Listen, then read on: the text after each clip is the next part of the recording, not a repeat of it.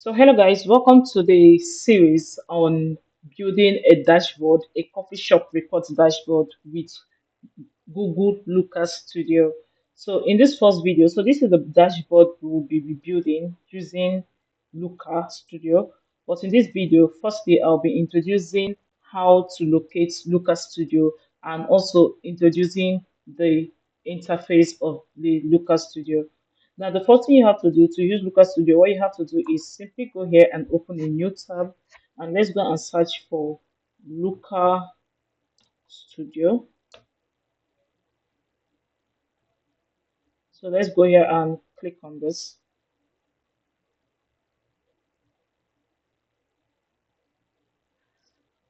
Okay, so this is actually what Lucas Studio looks like.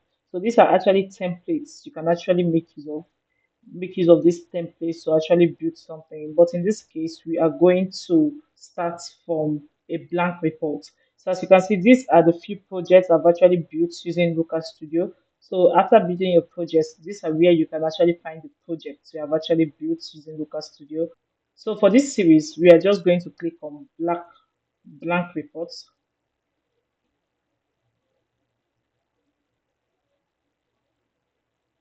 Okay, so as you can see, we have opened up our blank reports here.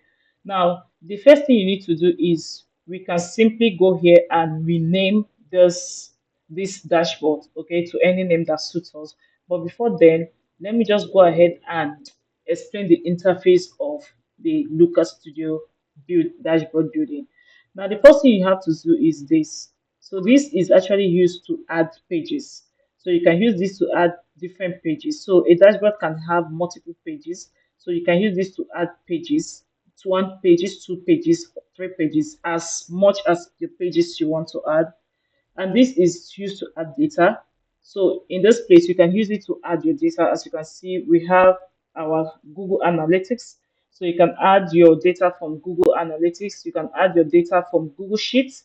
You can add your data from Excel. You can upload a data from your computer, your CSV file. You can upload it from your computer. So there are actually several ways we can actually add data using Lucas Studio. Okay, so as you can see, you can also import your YouTube analytics from here. But for the course of this tutorial, we'll be using our Excel, Microsoft Excel, because that is the format our data set is in. Now, the next thing you have to understand is this is to add charts. Okay, if you want to add different type of charts, maybe your bar chart and the rest of them. But as you can see, this is not highlighted now because we have not started building. We have not imported our data. All right. Now let's go to file. Okay. So this is actually where you can download your reports. Okay. After building your dashboard, you can simply download it here as a PDF file. You can make a copy of your dashboard. You can create a new report. Okay, you can also share it. Okay, you can share your reports. All you have to do is add the email address of the people you want to share your report with and go ahead and share it. Now, the next thing you can also do here is you can see this view session. So this is just if you want to zoom your reports, if you want to zoom it, if you want to zoom your dashboard screen. So this is what is used for. This is actually how you want the size you want your dashboard screen to appear as. So that's what it is used for basically. So most of the times you won't be using this. As you can see, most of the pages here are not highlighted, okay, but because we have not started creating anything. But this is where you can add a new page. So in case you don't want to add a new page from here, you can simply go to page and add a new page from here. This is where you can duplicate your pages. This is where you can delete a page. So this is where you can actually hide current page. Okay, you can hide it to just go on view mode.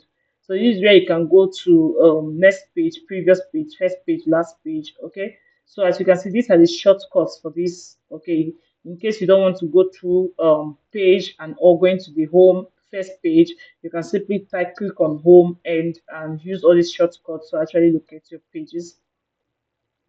Now let's go to the help. Okay, so most often time you will not be using this. So this is where you can actually get help in case you encounter any problem when using your Lucas Studio.